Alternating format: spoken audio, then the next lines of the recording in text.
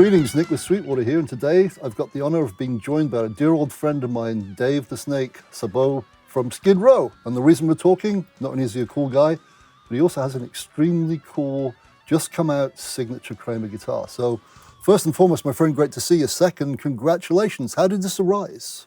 Well, first of all, it's been way too long since we've seen each other. So I appreciate the opportunity to get to talk to you again. I've always had a great affection for you, and I consider you a friend. So this is quite an honor for me. Thank you. And vice versa, by the way. And I've already mailed you the $10 to say thank you for what you've just said. So we're good. So thanks you. You've earned the. I might have to make it 15 actually, but yeah, thanks. Well, for the I'll tell you what. I've known you, although you haven't known me. I've known you since 1984 when you played L'Amour with Grim Reaper. Oh my God. See, I remember officially meeting you. This has nothing to do with the guitar, but it's kind of everything to do with it because it's New Jersey, and that's where Kramer was at the time. Yep. I met you when I came out to do some work with Jack Ponte. Jack Ponte, in Toms that's River, right. which is where you're from. And I think it was late 88, early 89, and he took me to the store where you still worked, because Skid Row just got signed and you were just finishing up the first record, and you were hanging out there, and that was the first time I've met you. And that's way too... Good God, that's 30 years. Yeah, easily. It might even been before. I guess it was 88. Yeah, Jack is an old dear friend and taught me a lot about the music business, and I do remember that. I remember seeing you guys out at L'Amour, and let me think about this for a second. You were signed to RCA. Yep. By Wendy Goldstein. Yeah, God bless her. Yeah. And I remember meeting her through a mutual friend, and she was so excited that she signed you guys. And she was like right there with hands in the air at the lovely L'Amour that we all miss and love. Yeah. What a great time. What a great time to be around, actually. But now let's talk about your guitar, because it's a thing of beauty, man. It's like, thank you. And you mentioned just before we started talking that you were somewhat surprised. Can I ask you why? Well,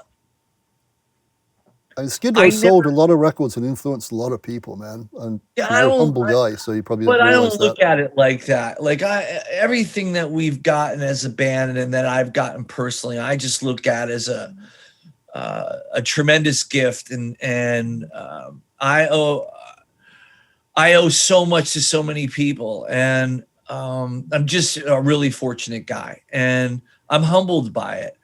But I never had an intention, or I never went after that sort of accolade of having, a signature guitar. I didn't give it much thought. As you know, I'm a manager as well, an artist manager. And so I was living in LA, working out of the McGee Entertainment LA office. And every summer we would have interns come in, and I would just demolish these poor people, I would, in the best possible way. Don't get me wrong. I wasn't mean by any stretch, but I was just verbally just a terror. In the best possible way. And so we had so many great interns there, and a lot of them have gone on to be very successful in the business, which I'm very proud of. And some of them would work alongside me. And there was this one guy from, I want to say Winnipeg, that came in and wanted to get in the music business. And so he was more into the video aspect of things and whatnot. But he came to work at McGee for the summer, and he was giving me, and I destroyed him, and he destroyed me back. And he showed so much constitution that I really fell in love with the kid. Right. And we kept in contact after he left and moved on. And then when I came back to New York, we lost touch a little bit. But not completely. It would be some time before we would reach out to one another. But I'm sitting there, and I'm not a big social media guy, but I was on something, and I saw Dave Rude had posted his Epiphone, his white Epiphone, Right. and was thanking people. And one of the people that he thanked was Todd Harapiak. And I had heard that Todd was working with Gibson. And so I reach out to him. I'm like, hey, ass face, are you still with Gibson? And he writes back, butt breath. Yeah, whatever. And I'm like, how are you? He's great. He goes, he's great. And he goes, when are we going to do a Snake signature guitar? I'm like, shut up. And because he loved the original one that I played back in 86 through up until the Slave to the Grind tour. Right. And so it's, that's a good 5 years straight of playing clubs and, every bar in the world and major tours, and, arenas and stadiums and stuff. And it's a very special guitar to me, but I didn't think anything of it. I'm like, there's no way that, you're going to convince the people at Gibson or whatever. And he's like, no, man, we bought the Kramer company and we're relaunching it. And I'm like, whatever. And he goes, what's it going to take? I send him a picture of a Gibson Explorer, like a Carina Wood Explorer, not one of the vintage ones, a newer one, reissue, if you will. And I send him a picture. I go, that's what it'll take. 3 days later, I have one that show up in my house. I'm like, this dude's like for real. Yeah, no, that's more than a token gesture. So I'm thinking to myself, this is like bizarre because I've never been really approached by anybody about doing something like this. And I never thought about it on my own. It was never something that was in the forefront of my mind or even in the back of my mind. I always admired and respected everybody who's had their own signature guitar. I thought it was a great honor for them, but I wasn't envious, if you will. Right. And so fast forward, we keep having this conversation back and forth, and still I'm not taking it very seriously, but he's very, very passionate about it. So we get down in Nashville, and we're doing some writing and recording in Nashville. So he sets up a meeting for myself, and I brought Scotty with me, with Cesar and Jim DeCola, who is just an amazing engineer of pickups. Yeah, he is. He's great. And Al John Go, who oversees, Epiphone and Kramer. I know Al John very well, actually. Yeah. Great guy. And, Cesar is the second in command there. Right.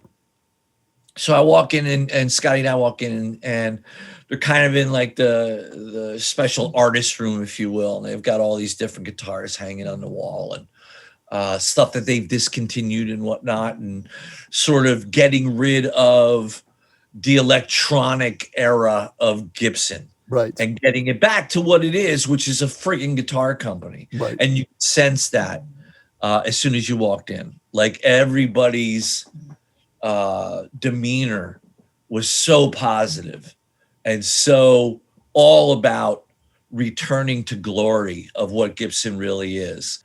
So to see this energy that was so positive and so welcoming, and we all became friends like that. That was the beauty of that meeting, was that you could tell as soon as you walked in that room, Cesar's playing his Explorer. It's like 71 Explorer, and it sounded great. Right. So I'm like, dude, like one of the first things I said was, that guitar sounds great. And he goes, Jim DeCola pickups. And I'm like, wow.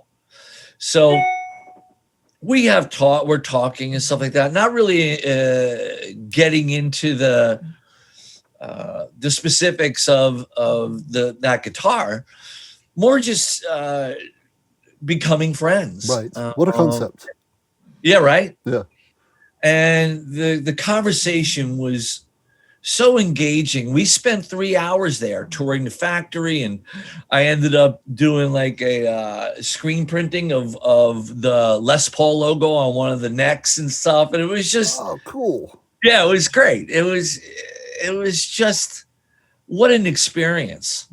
And like I said, you know, I have a hard time spending 3 hours anywhere. Right. And you could see talking to the people on the lines and the workers and stuff like that. Like they were genuinely excited about what this company was again and where they were going. And you just naturally felt like this is just something I want to be a part of somehow. So we still didn't talk about specifics, really. It was kind of when, if I remember correctly, it was kind of towards the end and when we're getting ready to leave. And you know, Cesar was like, no, we need to talk about doing this snake guitar. And I was like, wow, so this is for real. Got on the phone a few days later, maybe, talked about it more and said, okay, like for real, how do we make this happen? And he's like, we need your original guitar. Do you have it? I'm like, yeah. So I brought it down to Nashville with me. They did all the specs on it. They wanted to know the history of it as well. And part of that history is that in 1985, when I first started working at that music store in Toms River, the only person I knew down there was Jack Pawnee. Right. And I saw Rachel Bolan walk into the music store one day, and I was like, that guy is a rock star. I'm going to get to know him. And I have no problem introducing myself and dropping names like it's rainwater and Right.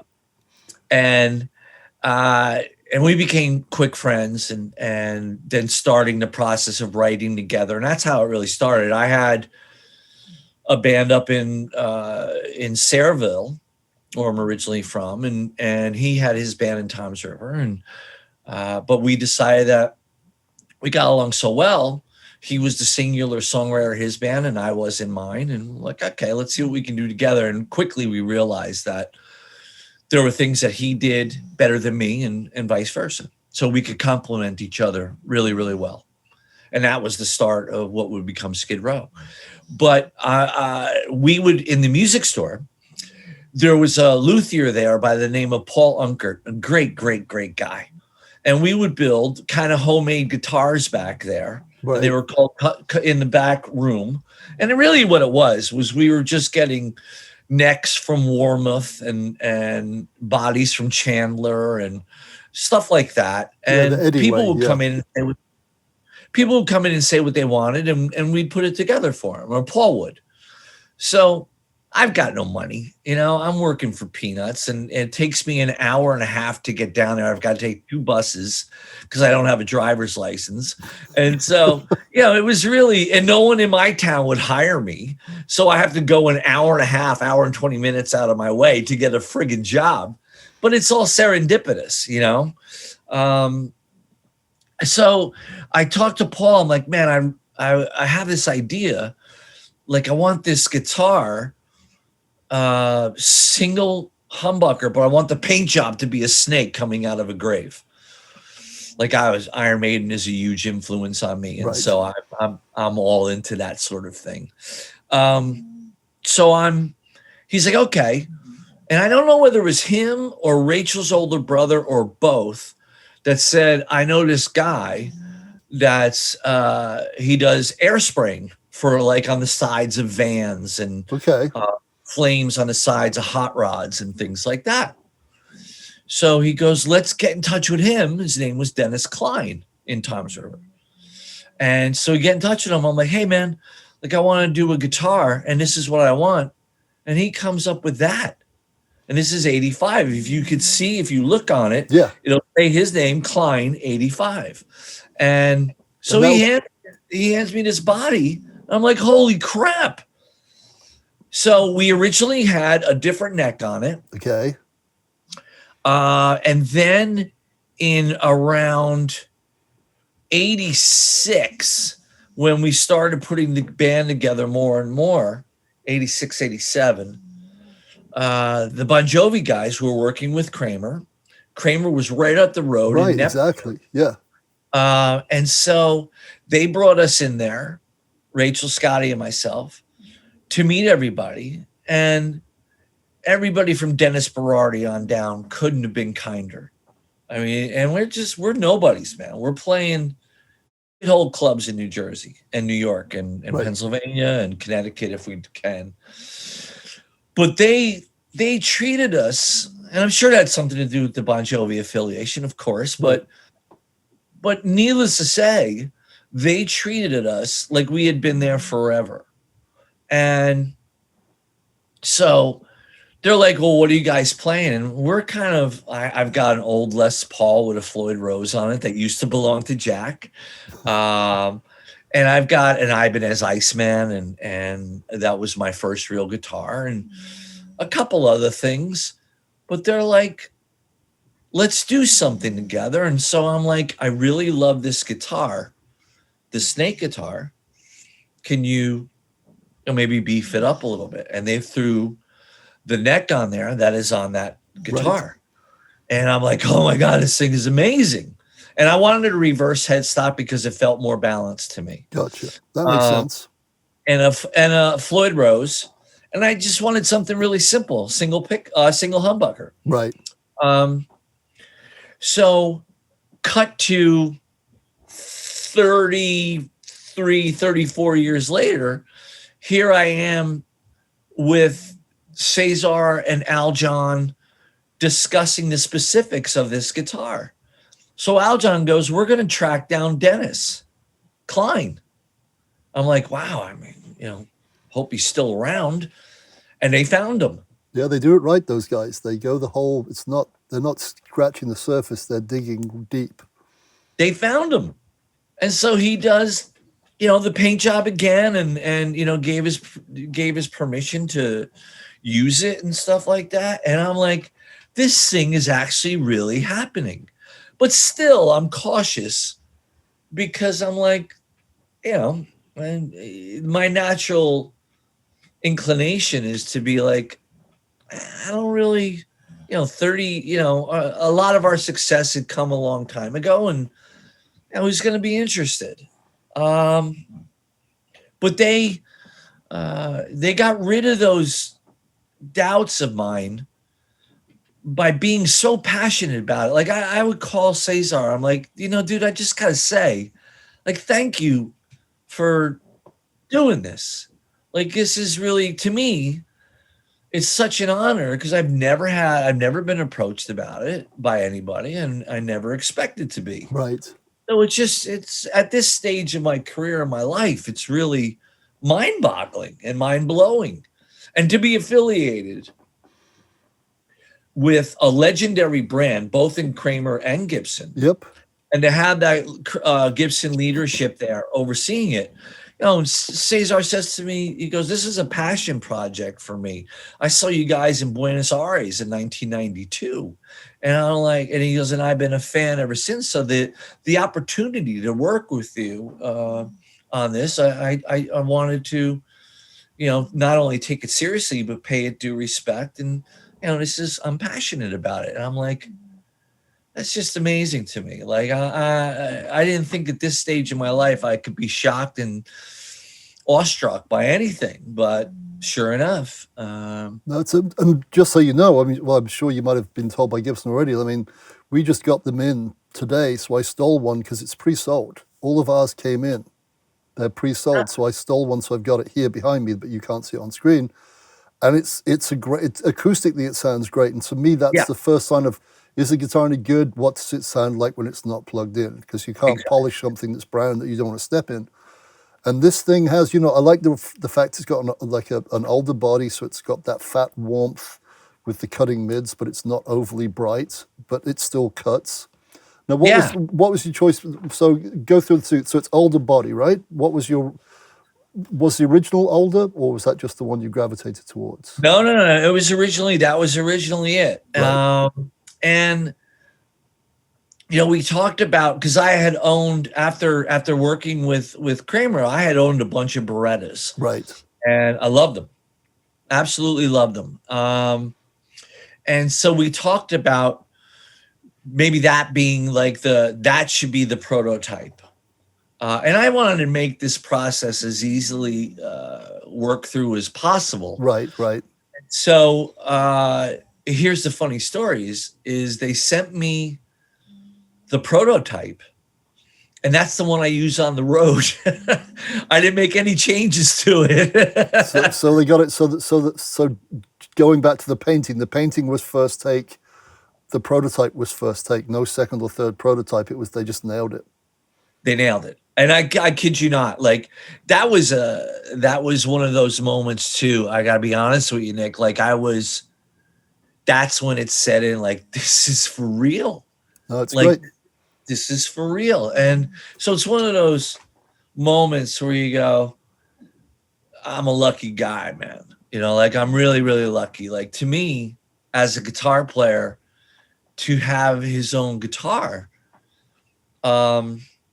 that someone of that has the notoriety of Gibson and a newborn Kramer brand. I honestly, like I told my wife, I'm like, I can't really believe that this is happening, and I guess to a lot of other people, it I don't know if when they got their own guitars that it meant as much to them as it did to me, but I was very moved by it. Well, you have every right to be. Yeah, that's quite an honor, especially as you said. You know, it's not only Kramer, it's Gibson. So it's from the top of the mountain.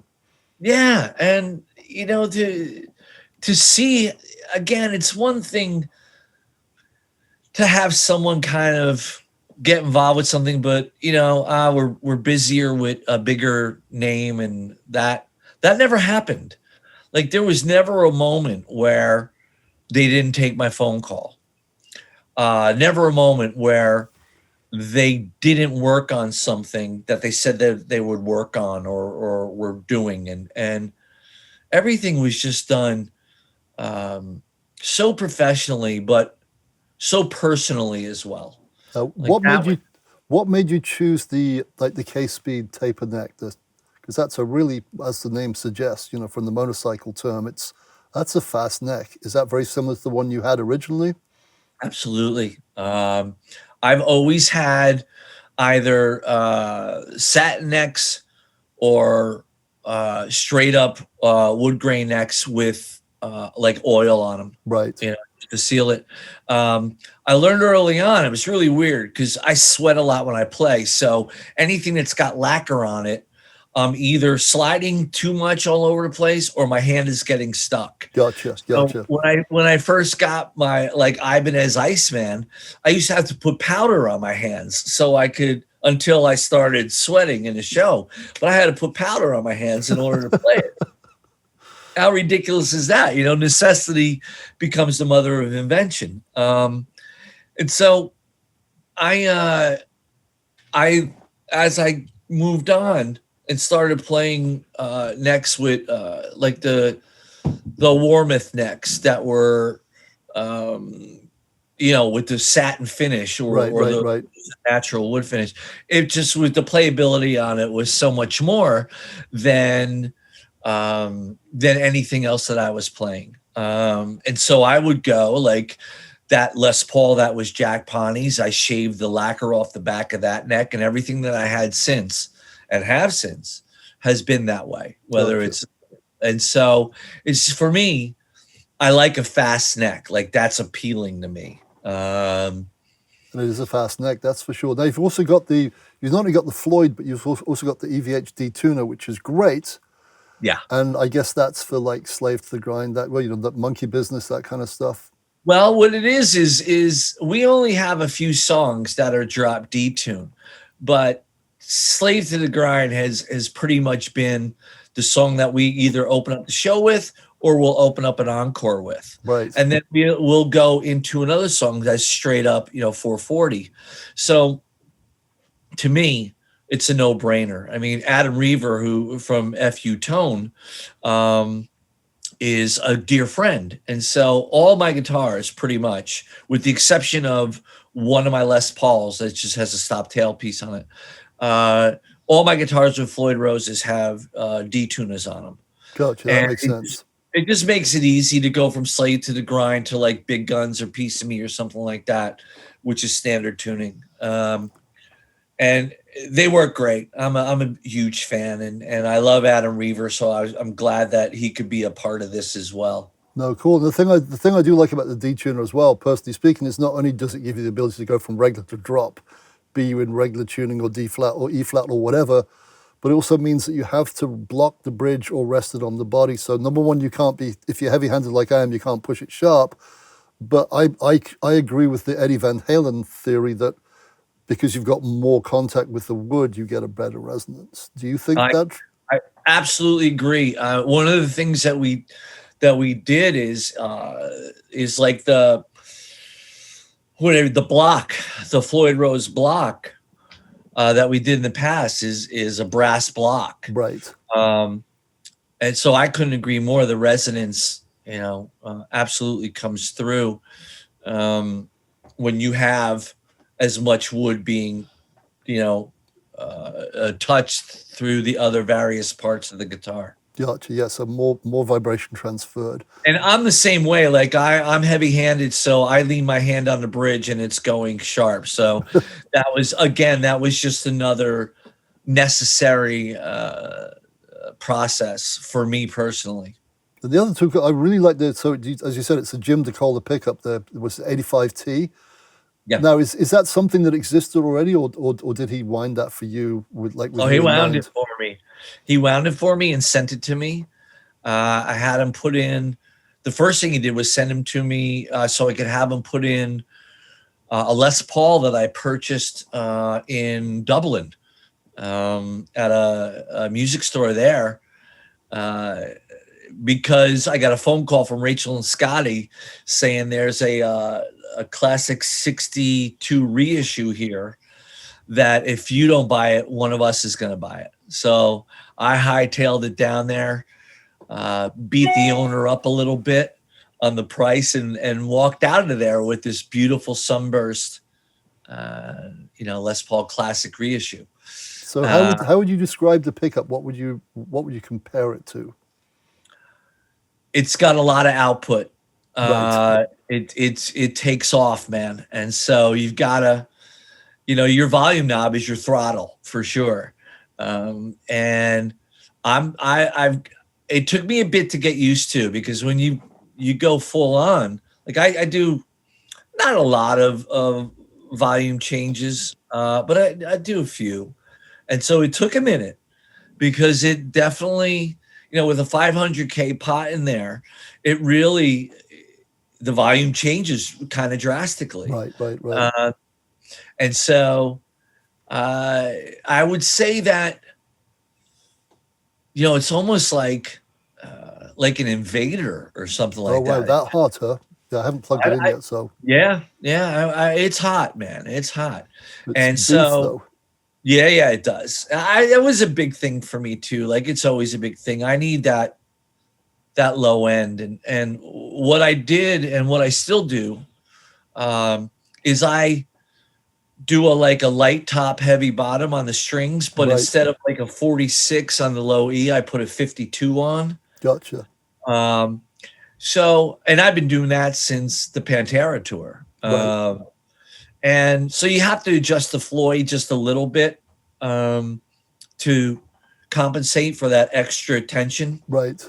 But that I could get the same with the pickup. I could get the same kind of low end with a 46. I don't necessarily need the 52. Oh, interesting. I'm Yeah. looking forward to checking that out. So how would you describe like if I'd met you in an elevator and we had like 3 floors, like 2 minutes and you wanted to tell me about the guitar, what would be this sounds cheesy, but what would be your elevator pitch? Sell me right now. That it looks really cool. It plays great. It's not a hard guitar. You don't have to wrangle it. I play really hard, so I kind of strangle the guitar anyway, but Right. it's It's not something that's necessary. It's got great playability. It's a very simple guitar, and it's got a pretty well-rounded tone to it. If you're looking for like 8 different variations because of the pickup configuration, you're not going to get that. Right. But if you're looking for like a hard rock guitar to bang away at, something that's really strong and durable, that you can really rip into, yeah, this is the guitar for it. Yeah, so you throw in the Floyd Rose and the D-Tuna, and if I was on the elevator, I'd say sold. Yeah, man. I mean, you know, I'm not bragging about the guitar, but it just plays really nice. And I haven't had anybody comment like it's the playability sucks or anything like that. So I presume that it's coming from the factory in pretty good shape. I mean, usually you have to tweak it. You know, a lot of times you get a guitar from a factory, and you have to tweak it quite a bit. And you know, I explained what I wanted, and like I said to you before, I played the prototype. Gotcha. Well, all I can say, my friend, is, and for those watching who don't know, the other two things I like is, number one, it says deluxe gig bag. It is a deluxe gig bag. It's really cool. And a silly little thing, I'm forever losing wrenches. So the fact they've got that little thing on the back where you've got both wrenches is a godsend, providing you put the damn things back, of course. I don't. I lose them all the time. But it is a great little gadget to have on there. And I'm happy that they went with the idea of having the D-Tuna on there. Because obviously the original didn't have that. Right. But I've grown to be accustomed to that. So it's probably a true rendition of a modern version of what the guitar originally was. Cool. Well, listen, my friend, thank you so much for taking the time. I'm delighted to hear that some new Skid Rows coming down the pike once COVID's done. So to be continued, I guess. Yeah, man. We should do this more often. You're a pleasure to speak with. Likewise, my friend. So I'm going to say thank you very much. And for those of you watching, check out Dave's guitar, the Snake's guitar, because it sounds and plays as good as it looks. And don't know about you, but the elevator pitch sold me. A guitar that rocks. Say no more. Absolutely. Dave, thank you so much, my friend. Thank you so much. I really appreciate it. And I hope your viewers get a chance to play the guitar and they enjoy it as much as I do. Thank you, sir. Be safe. All right, buddy. You too. Be well.